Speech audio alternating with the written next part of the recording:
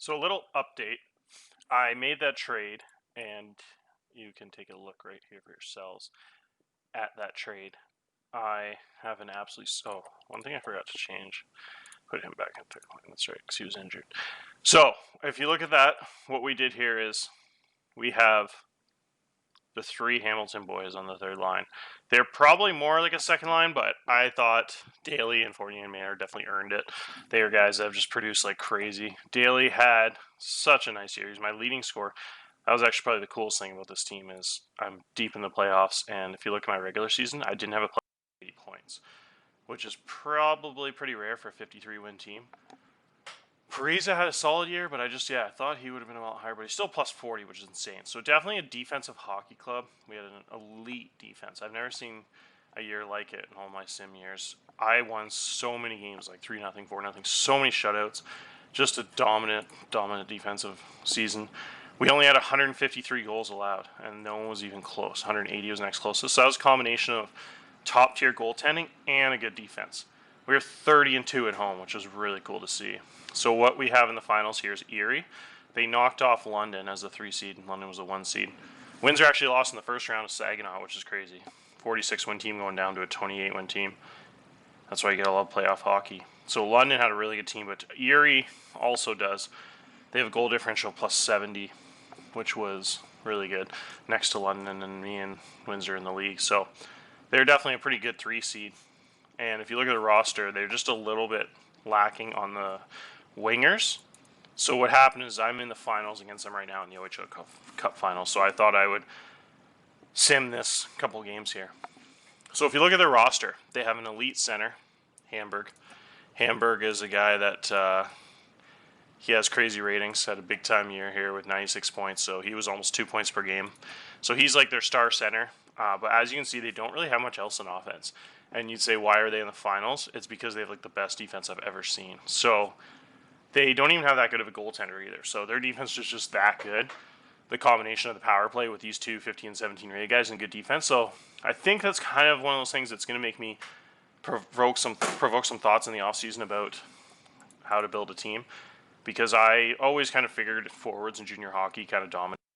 If you look at their team, I think they have a pretty good blueprint. I mean, it's only a 42-win team. It's not like they built like a dominant dynasty, and it's probably pretty hard to get a guy like that who's like the best player in the league. But it's a pretty nice way to build a team, and you get good chemistry, long-term starters on D, and then you just get one or two good forwards and kind of give them a ton of minutes, and then just make everybody else kind of role players. So what you see here is they have that one really good winger too. This guy who is pretty elite defensively too. So just a really solid hockey club, but obviously almost all of it is led by these big three defensemen. So Hawkel is a guy that was super elite. He was a 6th pick of the draft. If you look by rankings, he's the best player from that draft. He only went 23rd somehow, but he looks like the best player from this draft class. He is a guy that is the best skater in the OHL. He was voted, I think, almost 2 years in a row. 16 speed, 16 excel. He has top-notch stamina. He's got insane positioning. This guy gets started in the NHL right now. Should have been in the NHL this year probably. I don't know. I guess he wasn't. But yeah, he is the best offensive defenseman in the OHL, the best skating defenseman in the OHL, the best shot in the OHL, the best defensive player in the OHL, and he's a top-notch hitter with 13.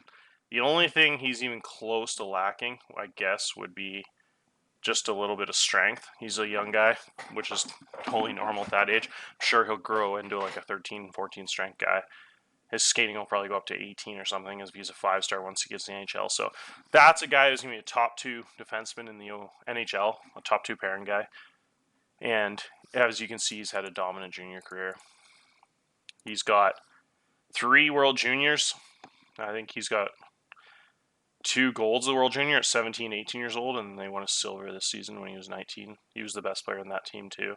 So this is a guy that single-handedly kind of makes them really good.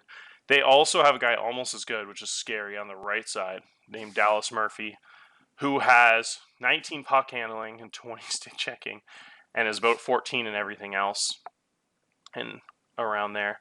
He is a really good right shot D. He's also rated 20 mobile defenseman, so they pretty much have the 2 best defensemen in the league. This guy's insane defensively. Huge hitter, huge speed, just a freak. So those two guys on the first pairing is like probably makes almost impossible to score against. And then they have a guy, I really wanted to trade for this guy back in the day when he was 17. He was actually a second round pick who developed really early. It looks like he kind of stagnated. He only has 3-star potential, so he wasn't quite the high end potential guys like the other guys. But this guy was actually just as good as those two when he was 17. They're all 17, I guess. They're all the same, which is crazy. 2013, so that's the same year I have all the 19-year-olds. So that same draft class, they took the Hockey guy and they got this guy. I think the other guy was one of those glitch things where they signed a guy from like the WHL, Murphy or something. Like he wasn't even their draft pick, but that's kind of cool about the game in a weird way. It's like a glitch where they don't like sign their own like top 10 picks sometimes, and they go to other teams. But like I said, it's not a user controlled game, so no one takes advantage of it. So it kind of all equals out in the end. So they probably had a couple years they lost their first round pick, but then all of a sudden they like, oh, they actually did this guy in the trade. So that's pretty cool. They traded for him, but yeah, so it kind of equals out like a guys that happened with their center. I think Hamburg's actually from the WHL, like a top first round pick. So that just is what's cool about the game. It kind of gives it some randomness. But anyways, it's not going to be perfect, obviously. But yeah, if you look at Brisbus, he's actually a top-notch skater and a top-notch offense player. He's just not quite got the defense the other guys, but he's got everything else. So the other two are super, super top end, and then this guy's like pretty top end. He's still one of the better defensemen in the OHL. He'd be a little bit more on par with my guys like Lundy and stuff. But yeah, and then they have another really good defenseman, Irwin.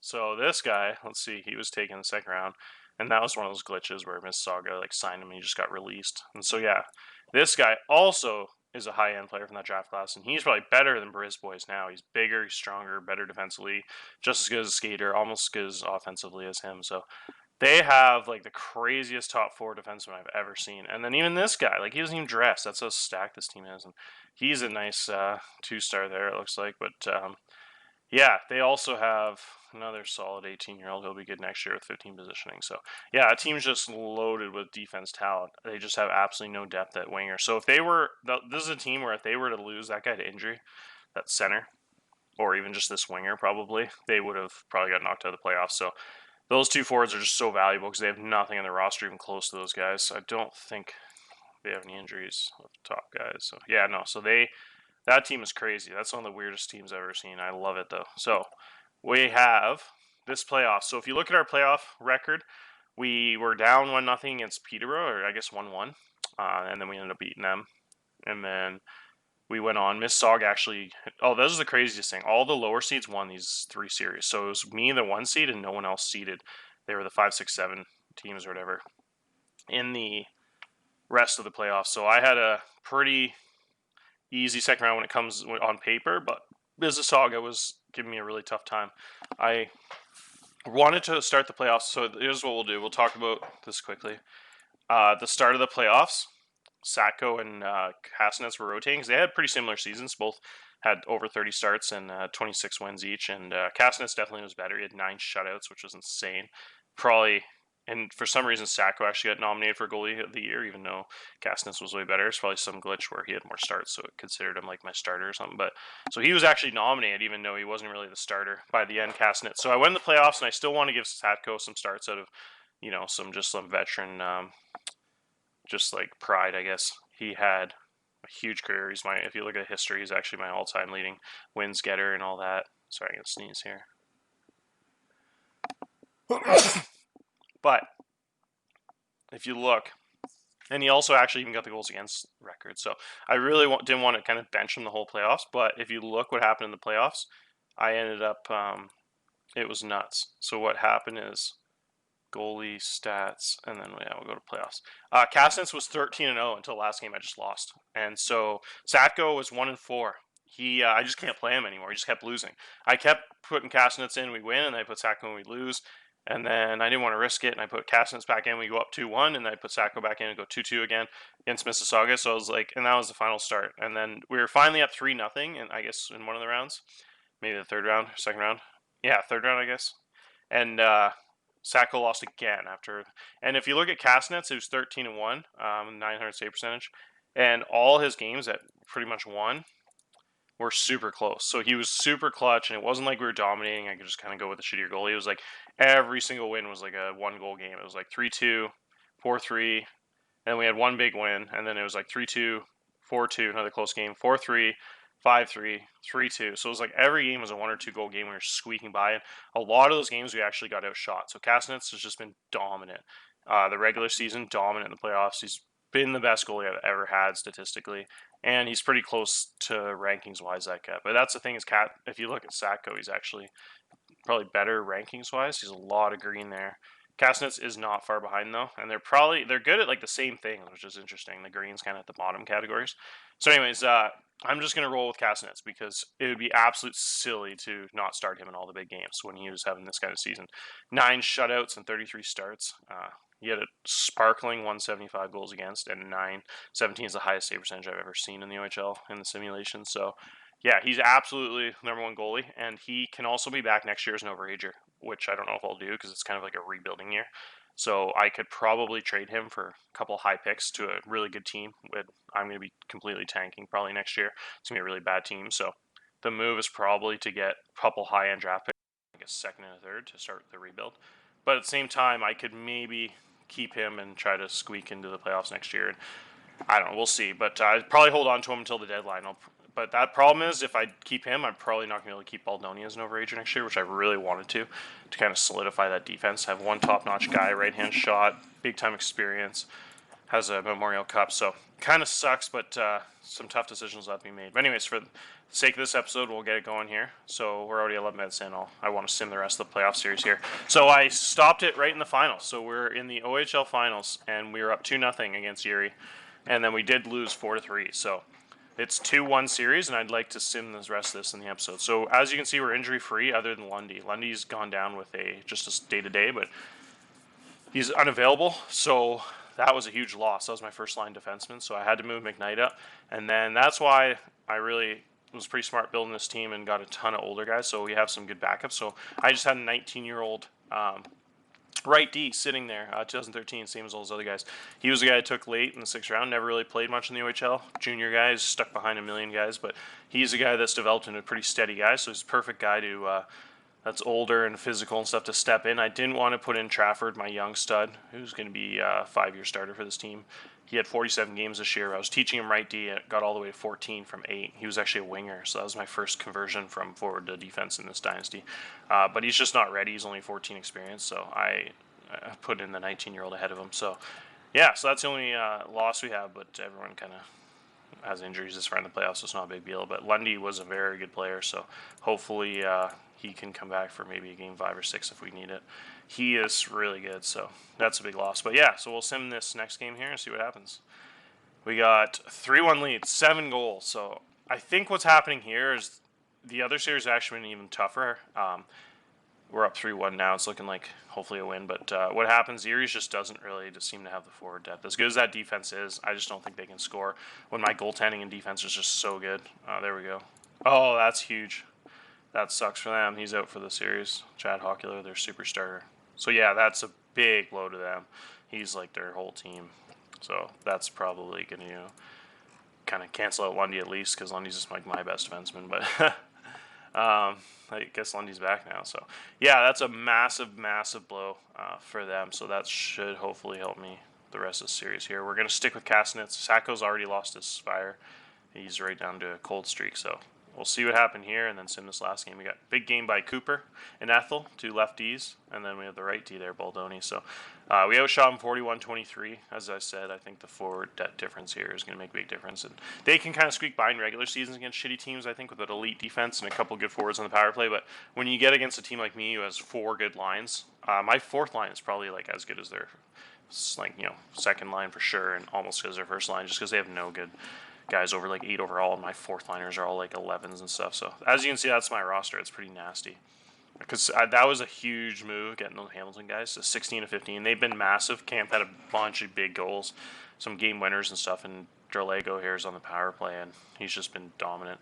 There's definitely more like first line guys on like any other team in the league, but I just had such a deep roster. I just figured since there's such good defensive players, Camp would be really good on that 3rd line with his 17 positioning. He was pretty much this year's Widmer. He was the elite guy I trade for that I figured would be equivalent to Widmer, and so it was just like a shutdown winger who could have easily played in the first line there. But yeah, we have Parrish and all those guys, so That's pretty much means I have 3 like number 1 lines. Any of those top 3 lines would be number 1 lines in most teams in the league, and then my 4th line is like 14 and 14 rated. So it's pretty insane. It's like probably one of the better teams you could possibly put together, with all things considered. If you're sticking to the rules, not trading for first round picks and stuff, pretty insane team that hopefully will win the Memorial here. So yeah, with Hawkell injured here, we're just gonna sim another game. I think we're gonna keep Lundy on the bench since we have a 3-1 lead. I don't want to. No, that's a lie. Yeah, he would not sit out a friggin' OHL title clinching game if he didn't have to. So we're gonna make him play through the pain here. We're gonna flip him back in here. So we got Sinclair replaced with Lundy. Let's see here. He's at 80%. That's fine. So yeah, we're going to sim this last game. Hopefully win the OHL title here. Boom! 13 goals. Oh boy, that defenseman being out really kills Erie. Oh, no way. Oh, 3 straight OHL titles is officially a dynasty. We just got a contract offer from a Swedish league team. We're going to reject that. I probably will take an NHL offer in the next few years here, I think is the original plan. So, we had Colton Cooper. Did he win the... Yeah, he did. So Colton Cooper won the playoff MVP award. What a trade from Guelph. Gave up a ton of assets to get him, but he was worth it. He was huge this playoffs. He had a ton of assists. And if you look, we'll see what he did. Yeah, so in the... Oh, boy. So in the playoffs, 20 games played, he had 23 points to defenseman. He had a 71 game rating, up from 10 points from his last year's playoff game rating. What a monster. So yeah, that's really cool. He was first round pick in the NHL, big time season. 45 points from a defensive defenseman. Had 24 minutes a game, which is, I think, maybe the highest I've ever had a defenseman play. He just logged a ton of minutes this year. And then, yeah, it looks like Sacco was actually won goalie of the year, which is hilarious because he was actually benched in the playoffs. Really should have been that 17-year-old center for Kitchener that somehow fell to like the 10th or 15th pick of the draft last year was insane. He had over 90. Oh my God, he had 118 points. What a monster season. He had 17 speed. What a freak. And then it doesn't look like we won. Let's see here. That's a lot of awards. It doesn't look like we won the Kaminsky. Yeah, so that's kind of cool. So that Erie guy won the Kaminsky. He definitely deserved it. Huge season, 75 points. I was trying to win a 3rd straight Max Kaminsky trophy, that defenseman of the year. And then somehow Sacco won the Dave Pinky. I think that's, forget what that is. The one of the goalie awards. It's like best goals against or something. All Stars announced. Sacco is an All Star, and then Lundy was a second team All Star. And yeah, those 2 defensemen are insane. Dudek and Huckle. The all rookie team, we didn't have anybody. So it was pretty sick season.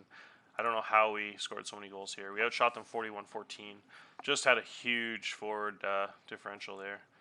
And yeah, we just destroyed them. I guess their goalie obviously had a really bad game. Parrish could have probably won playoff MVP too. He had 14 goals, which was nuts. Everyone else played pretty solid though. We had a lot of guys like 5 to 8 goals, as you can see. Parrish was. Gouds had 9 goals. Parise had 20 assists. Let's see Parise's playoff stats here. He probably actually led the team in points. Playoffs. So yeah, he had a pretty insane season. He had, was that right? I thought it said he had 20 assists. Maybe those points. But yeah, so that was a pretty amazing season. Castanets definitely was insane in the playoffs. I guess he was, what did he finish? 15-1. Only had that 1 loss right here, 4-3 loss. So that was quite the season. Pretty happy with that. We're going to sim to the Memorial Cup, which takes a long time, so we'll end the episode. But I wanted to do an episode on the finals there, and we won another championship. Sacco gets his second OHL title in 2 years. He was the backup last year. Went 19-3 with an 875 goals against, and then just skyrocketed this year and had an absolute freakish season. Sacco still amazing season. 26 wins, 900 save percentage, 5 shutouts, OHL goaltender of the year somehow. Had a crazy career. Had won a bunch of awards. It doesn't update right away, so this actually will have another OHL title. So 3 OHL titles, a Memorial Cup title. He has an international medal, and he was an award winner. So he finishes as the Barrie Colts all-time leading wins getter and goals against average and shutout leader. So big time career from Sacco. Hopefully he can play pro in Europe next season, make over $100,000 a year somewhere. I think he will. He's got a amazing skill set and size. And yeah, I think Kastnitz is in for a big overage season next year.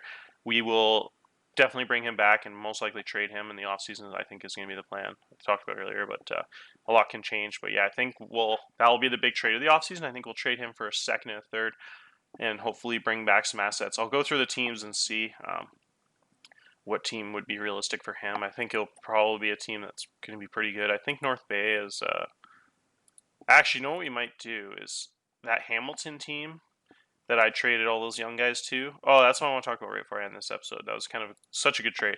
So they were in last place, and then I took all their good 19-year-olds, and as you can see, they have these two really good 19-year-old defensemen next year. Sorry, 18-year-old defensemen will be back as 19-year-olds next year. And then I traded them all those good centers. So after I made that trade, they were the first and second line centers, which is sick. Basetto and Witheridge. And Basetto's actually an 11 rated, which is pretty crazy because he doesn't look that good when you first look at him. But really good two-way forward. So after I made that trade, he had first line on Hamilton, a really bad last place team. So he only had 10 points, 25 games, but he was first line center with 18 minutes a game. So he's going to definitely grow into that role, be the first line center all next season. But then the even better one was the second line 16-year-old. So we had this first round pick 16-year-old, just turned 17, and he is even better. I think he has a little higher potential. He's actually gone down to a 2.5. He was I clicked on Basetto again. Sorry, I meant to click on Weatheridge. Yeah, so Weatheridge is the 3-star potential. That's right, and he just turned 17. He after the trade was a second line guy, and he had an even better season than Basetto after the trade. He had 19 minutes a game, and he had 22 games and 16 points. So he's almost a point a game player as a 16-year-old, which means big things. He's going to be an absolute star for them, I think, especially with those really good wingers they have around them. So I think a cool trade might be to trade them. They have this pretty good goalie with 5-star potential, actually, but I could trade them Kastnitz for a year and have that guy and this guy. I don't think this guy will be back. We'll see. Actually, that guy's really good, so yeah, it probably wouldn't be too realistic of a trade. But anyways, we'll find a place for Kastnitz, but I just thought I'd mention that, how that was a sweet trade, because that was a blockbuster trade. I gave up a second and a third round pick, and these two guys, and Heap, actually, that was the other guy. So ended up being their first and second line centers, and then Heap was their second line winger. He's actually gotten a lot better since the trade. I might kind of regret that one, but he only had 1 year anyways. He was an 18-year-old, just turned 19, so he'll have his last 19-year-old season with him. He was a guy that I just wasn't even using this year, so I threw him in to trade another valuable asset that has another year for them. He might even be like their first line winger next year.